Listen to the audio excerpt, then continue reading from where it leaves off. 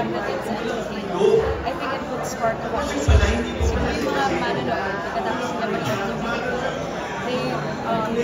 I think magkakaroon sila ng discussion na would probably share some stories if some people have experienced such. Also, like what we said also, we're going to see the side of the lawyers, how they deal with life, not only support, but how they live their lives as humans. We'll see that side. Alam ko kasi may assumption ko pati ba yung Sunshine Princess, so parang nagsiswitch ka pala from sex. Di ba may gano'n ka pag Jack ka and then guilty pleasure, like same time? How do you switch? I mean, I just had to channel myself into a different environment. The environment plays a big role talaga. So if I can play Pajak as a barangay kami, so it really helps me think differently, and I'm a different character. Tapos love naman, support kami. So and I'm wearing barong. So ayun, I just really have to think deeply about my character. You were saying about lawyers, right? So I'm thinking of what preparation did you do? Di ba parang may meticulous and you have to, oh my God, di ba parang you have to grandstand, report, and sinunod niyo doon? You know what, honestly, of course in all my projects I always ask for an acting coach, but this one specifically, I really need someone to guide me. Kasi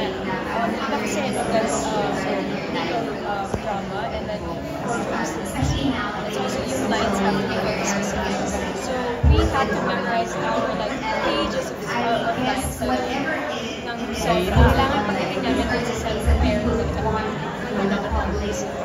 Was it, do you have a lawyer in mind? I watched Suits. Harvey! Parang I was studying their stature, how they talk, their mannerisms, and kind of study them. Parang gano'n. I would watch actually shows that have and also have conversation with my friends. Meron din siya course na the lawyer. So we would ask for advice. There's about deliberation before we can actually do a scene, because we have to know which one is bad and which one is kasi naniniwala ako na everything We know of Jameson's schedule, pero siya yun lagi pa iba-iba ng update. Ano ba, matagal ka ba dito? And yes. isa rin tayo sa mga we are so excited to see it. We also got yung mga outside of this film, first legal film, first project mo, diba? And ito yung first na partnership ng production house. So how special was this for you? When it full circle moment? Oh yes, it is a full circle moment for me talaga. Sobrang thankful yung lang sa career ko talaga started and legal in my life. And so the fact that they're very supportive dumaan ako sa Salvi Productions and Dominican Films. Talagang, for me, I just can't believe it. It's like the most established production house here in the Philippines. We have a film together. So, hindi ako makapaniwala. But then I'm just very happy that, hindi lang nila ako inalagaan nila to some business. They also want me to venture into something. Will you be here for the holidays? Ano plano ng party? I'm not sure actually what the plans are. Day by day. Day by day. I'm taking it like one step at a time. Pero local television, will you go back? Well, para kami update. Let's wait and see. There's something Okay. Thank you po, salamat. Thank you. Umakyat video. Congratulations, nakakatuwa. Labi, syempre, actually, ito isa sa mga ilang pelikulang na-upload pa ni Mother.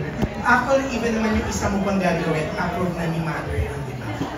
Alam niyo yun, I was there during the meeting with Director Judge Somes, but this one, kasi ito yung Labi, kasi you put up your own production company, Celavi Productions siya. Is it true that this one, you have partnership with Regal? Yes. Part ng Celavi, this is the first presentation of Celavi. Celavi Productions here in the local film industry. So Yes, first of all, I just want to say thank you to Mr. Sel and to my Regal family. Thank you so much. I mean, I started my career as a Regal baby. My first ever project was with Regal, and sila yung una talagang sumugal sa akin.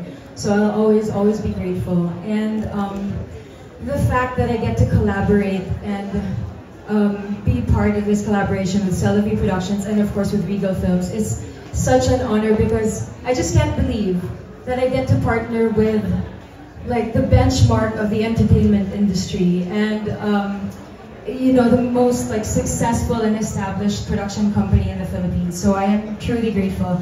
Like dun mo talaga makikita that how much they support their Regal babies, not just, you know, because since I started as an actress, they've been very supportive as well.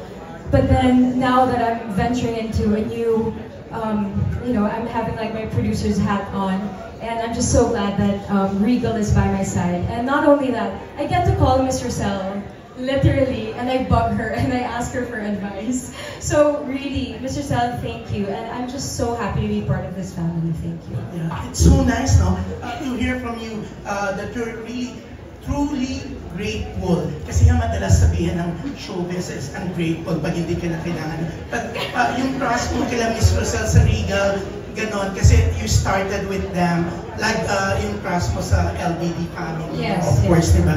Nakakatuwa na talagang yung loyalty, hindi ka basta nangiiwan. So, congratulations. And we're so excited. We're all excited for Guilty Pleasure. Thank you so much. Congratulations. Thank you. Thank you so much, June Lalin of Abante. Next, we would like to call on Jojo Panaligan of Rider PH. I'm here behind you. My question goes to Miss Noreen Cavini. Congratulations. Can you tell us how the project came about, and can you give us an idea about the story as well? Okay, as a producer lang, si Miss Rosel, she asked me to think of a movie for Lovey Po. So yun lang ang pinigay na given na dapat magbabalik ni Lovey si God for ganon. And then ako naman is something personal because 3 out of 5 Pinay are victims of abuse, whether verbal, physical, sexual. And these are things that we don't, these are done by the men that they love, boyfriend, others, ganon. And these are conversations that we don't talk about openly. Parang we are talking about this behind closed doors, na parang wini-whisper pa natin, but we just want to encourage conversations about harassment, consent, and abuse of power. So yun, and I think we have a platform para pag-usapan yan visually and as well as to spark a movement or something. And an idea about the story, please.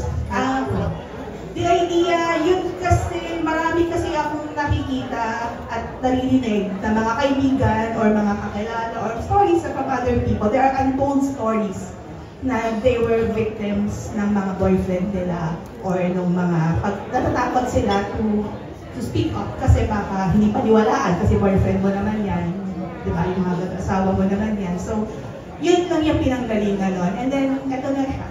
Ano na siya, Guilty Pleasure. And they are lawyers naman, so parang gusto din natin ipakita. There are only a few movies naman about lawyer. Nakikita natin paano sila as humans na nalalasing sila. They also get their heart broken. And they do things din na hindi naman tawa-tawa sila. Yun po. Salamat po. Thank you. Thank you so much, Sir Joy.